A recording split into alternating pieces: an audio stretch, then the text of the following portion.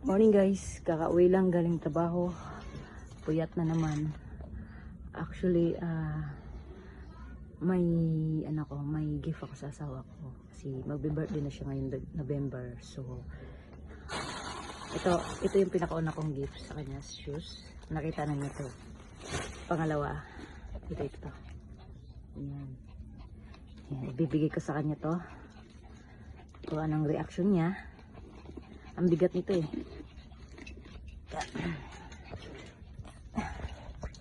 Hindi niya to alam eh. Wait lang guys ah. Guys, wait na ako. Bit ko na. Ang malaking surprise. Hindi pa siya malaking surprise. Actually, maliit pa lang. Hal. Bibigyan ako para sa'yo. Balik ko. Ito na.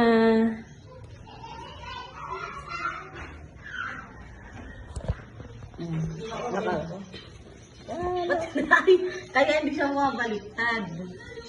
Dapat una pala binaliktad mo na. Kasi titigil talaga yan.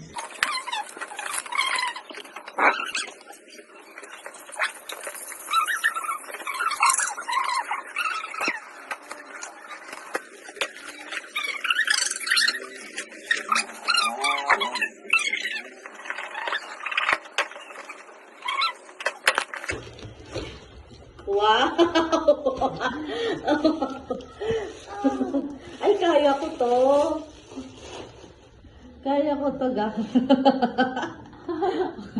Mga ilang reps ka dito. Kaya ko to kasi strong ako. Thank you, Hal. Welcome.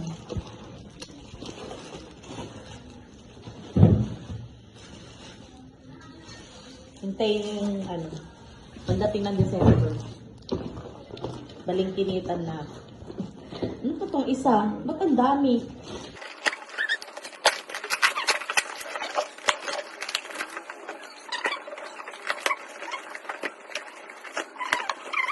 Oh!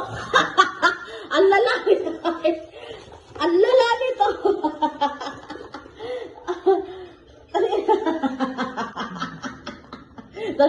Gagano.